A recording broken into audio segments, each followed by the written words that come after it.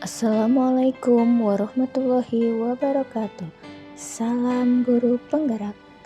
Saya Niki Pujarwati, CGP Angkatan 11 dari Kota Bandar Lampung.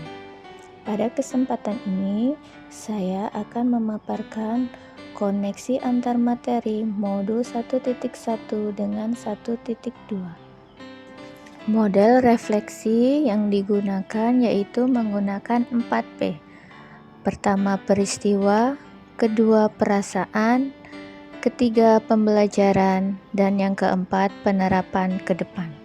Peristiwa, momen yang paling penting atau menantang bagi saya setelah mempelajari modul 1.1 adalah saya memahami filosofi KHD bahwa murid terlahir dengan kodratnya masing-masing, sehingga guru hanya bisa menuntun tumbuhnya kekuatan kodrat tersebut.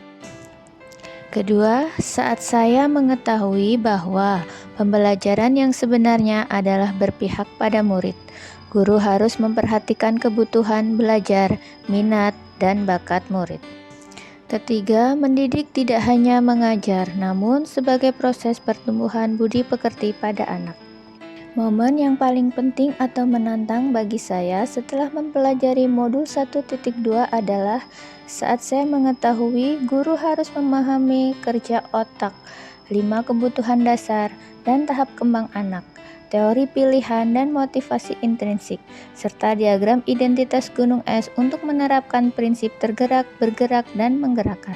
Saat saya mengetahui bahwa seorang guru penggerak tidak hanya bertugas mendidik murid, tapi harus secara konsisten menerapkan nilai dan peran sebagai guru penggerak. Saya harus mengimplementasikan nilai-nilai guru penggerak agar menciptakan profil pelajar Pancasila.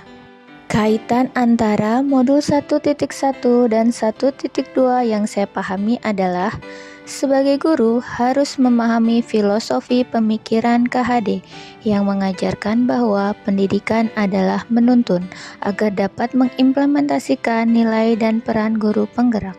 Untuk mewujudkan pendidikan yang bertujuan sebagai persemaian benih-benih kebudayaan, maka guru penggerak harus memiliki nilai berpihak pada murid, reflektif, mandiri, kolaboratif, dan inovatif. Perasaan, saat momen itu terjadi, perasaan saya merasa bagaikan tanaman yang sedang kekeringan dan disiram air hujan. Saya harus menjadi guru yang lebih baik, mendidik murid tidak hanya sebagai proses transfer pengetahuan, tapi harus memperhatikan murid sesuai kodratnya, serta mengimplementasikan nilai dan peran guru penggerak.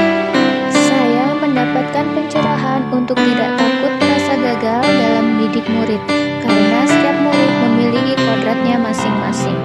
Pembelajaran, sebelum momen itu terjadi, saya berpikir bahwa murid adalah objek pembelajaran, guru sebagai sumber belajar, bertugas mentransfer ilmu pengetahuan tanpa memperhatikan pengalaman karakter pada murid. Seorang guru dianggap gagal mendidik ketika murid mendapatkan nilai rendah saat ujian